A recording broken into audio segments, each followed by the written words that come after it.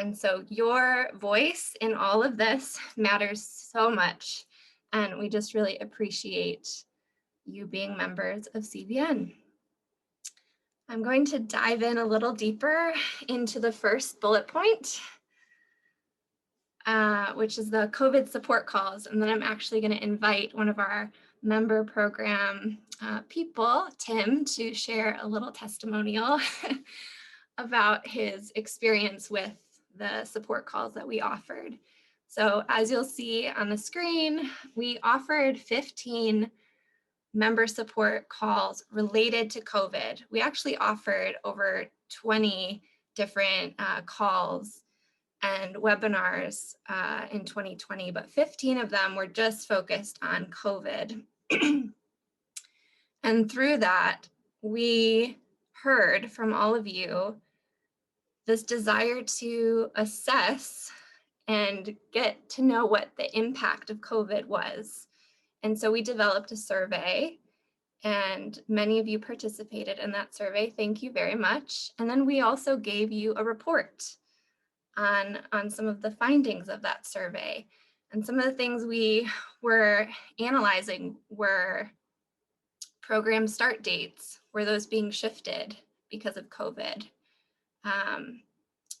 Were all of you going to have online virtual retreats, or were you going to have them in person?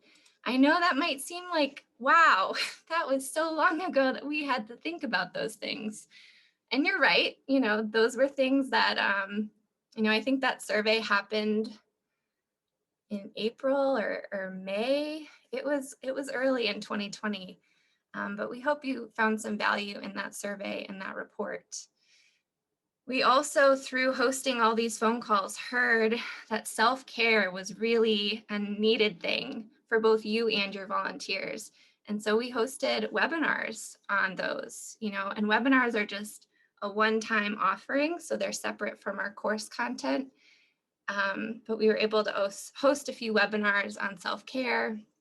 Also re-entry for those of you who have internationally placed volunteers and they were returning.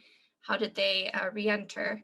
And then, finance, planning, and sustainability was another webinar that we hosted. So all of this came from what we heard from you all over the course of last year. And now I'm going to invite Tim to share a little testimonial on how he engaged with our support calls.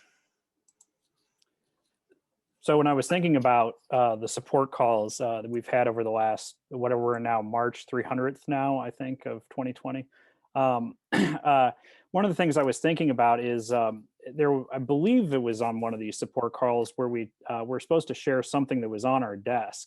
And this thing, which is a compass, actually needs to be recalibrated, was a gift that my Uncle Charles had given me when I graduated from high school many, many years ago. And he left and he put a note in it that said, "So you never lose your way in life." And I shared that in one of the support calls. And I feel like one of the things that the support calls did for my program and for me was to help find our direction, find where we're going. I'm sure, like all of you, I felt really lost in March, especially late March, early April of 2020. And it helped our program get through this pandemic so far. I remember early on we had it was just more of like, oh my gosh, how are we going to get through this? And how challenging that was.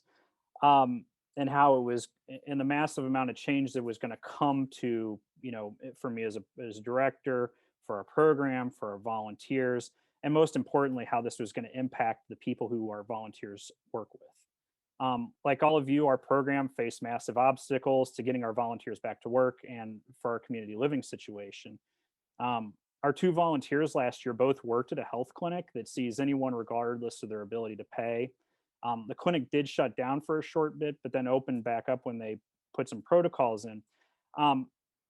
But our volunteers ended up not going back to work because of they lived with a couple of older priests who were feeling very vulnerable to COVID, and it was such a blessing to hear um, how other programs were coping with these challenges. And it really kind of helped me and our advisory board, and our the people I work with on our community's leadership team, find some alternative ways to get our volunteers back into their placements and to make sure they're able to exit the program in a healthy way.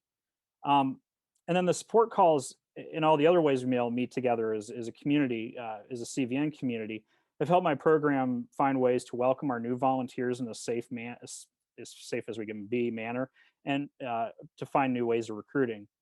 It's been a wonderful benefit to have each other to lean on in these extraordinary times, and a lot of that has been facilitated by the great work of the CVN staff and the member programs. So I've really appreciated having that kind of support from you all and from each other, and I hope that me and my program have been able to be that for the rest of you as well. Thank you so much, Tim, for sharing about your experience. We really appreciate that. And I know I always looked forward to joining a call and seeing like where Tim was in regards to his house and what his home office situation was for the day, and what, what your background was. I know all of us have had to get really creative with that, right? Like, what does our background look like? And whether we're using a real background or, um, some banners when we're on the road recruiting. So I always really loved that, Tim. You always brought a smile to my face, and I'm sure many others, just with your like authentic living and, your fun background. So thank you for sharing.